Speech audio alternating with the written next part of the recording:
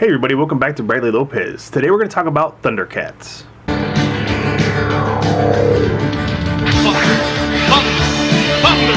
Thundercats!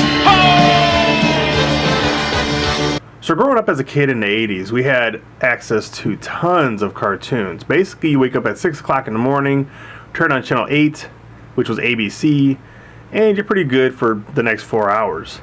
For my friends, some of their favorites were Transformers, My Little Pony, My Little Pony, G.I. Joe, and He-Man. For myself, it was Thundercats. As soon as I saw the first episode, I just fell in love with it. It was amazing. Just the way that the cartoon flowed, it wasn't like He-Man, which was kind of corny at the time. And I'm not saying Thundercats wasn't corny, because at times it was, but and G.I. Joe, I just was never a fan. Even to this day, I'm not a fan of G.I. Joe. So, I don't know. But one of the things I have here for Thundercats is the first issue comic. And I opened this one time, and that was just to make sure that all the pages were there and make sure that none of them were torn or anything. One of the interesting things with movies that are coming out now that are adaptations of comics is that Thundercats is actually part of the Marvel Universe. One of the big things in the 80s when it comes to cartoons was to make full-length features. One of the most popular ones is Transformers the movie. If you could find this movie on VHS, because obviously we didn't have DVDs back then, VHS still having the cover on it, it's actually worth a pretty good penny. They made a Thundercats movie, and it was called Thundercats Ho! The Movie, which is kind of a funny title now, but they cut it up into 5 parts. The reason why they cut it up into 5 parts is because when they originally made it, it was going to be a full-length feature, but Transformers the movie and My Little Pony the movie bombed at the box office.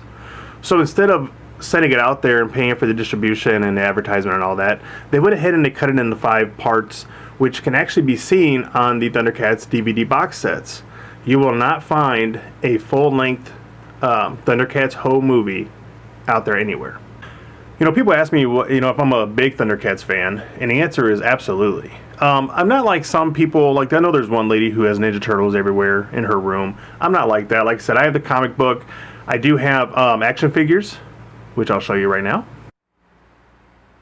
So as you can see here, I have the action figures.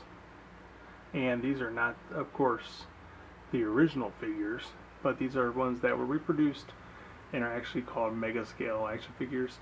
I have the original Lion-O in the box.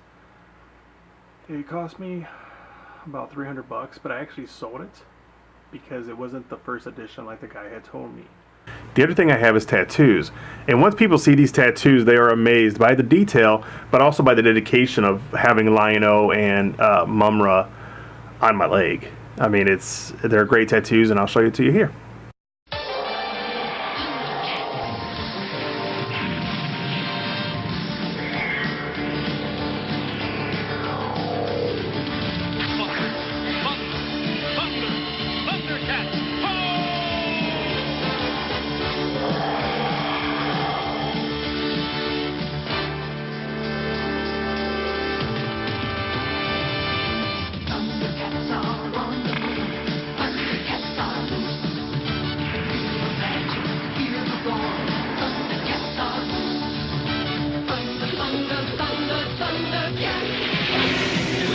Ancient spirits of evil, transform this decayed form to Mumra, the ever-living.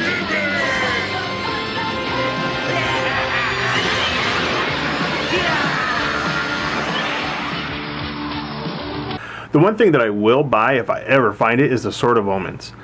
If you guys can find this, pick it up because it is a big collector's piece, and to me it's the holy grail of Thundercats.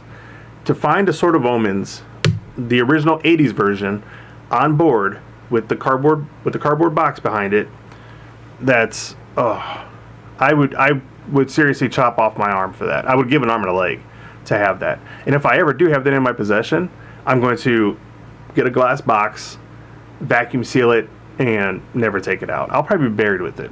honestly. It's just one of those I hate to say the word toys, but I guess that's what it is. It's just one of those toys you had as a kid that just the nostalgia comes back. I love that thing. So yeah, this has been Bradley Lopez on Thundercats.